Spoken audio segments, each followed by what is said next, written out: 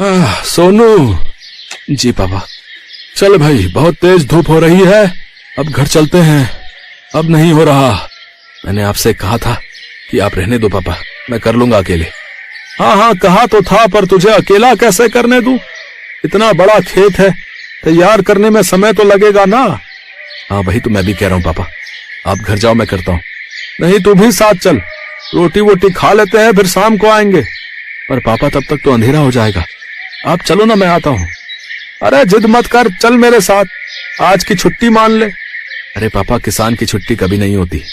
अरे मैंने कह दिया ना, तो हो गई आज छुट्टी, अब चल मेरे साथ। ये कहानी इन्हीं के छोटे से परिवार की है। किशन अपनी पत्नी गंगा, बेटे सोनू और बेटी मोना के साथ एक गांव में रहता था।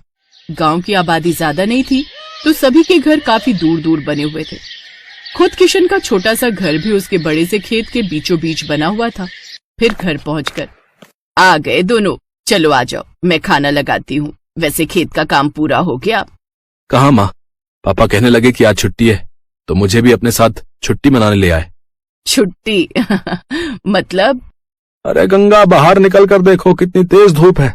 में से कोई बीमार पड़ गया तो और मुसीबत। अच्छा, मोना कहाँ गई? वो कुएं से पानी लेने गई है।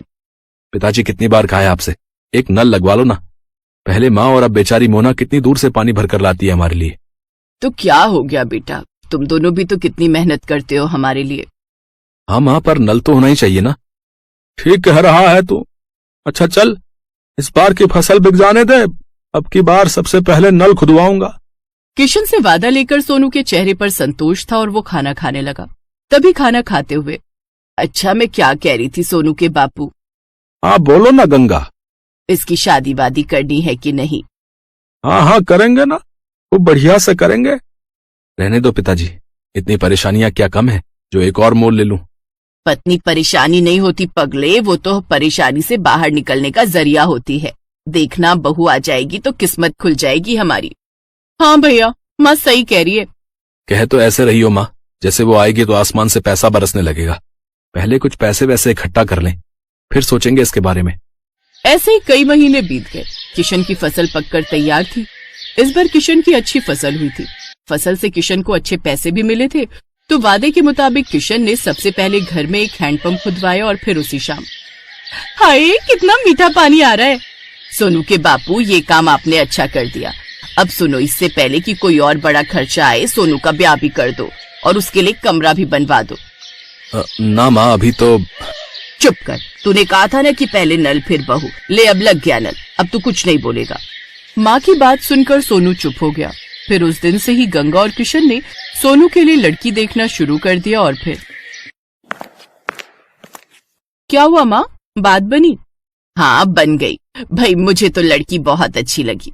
राधिका नाम है उसका, पढ़ने लिखने में बहुत तेज है। पर क्या माँ?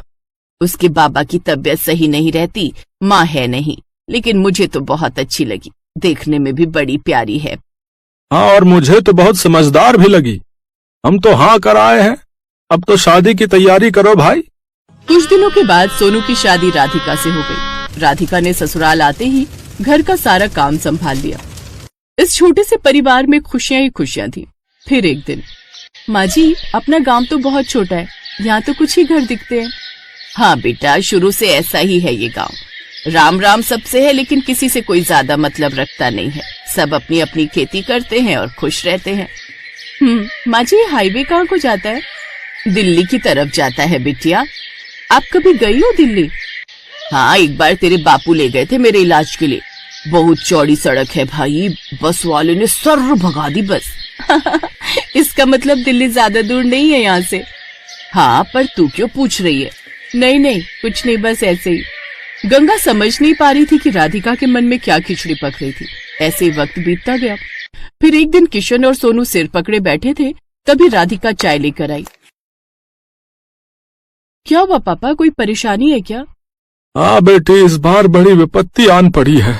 अब की बार बारिश बहुत कम हुई है, सारी फसल सूखने लगी है।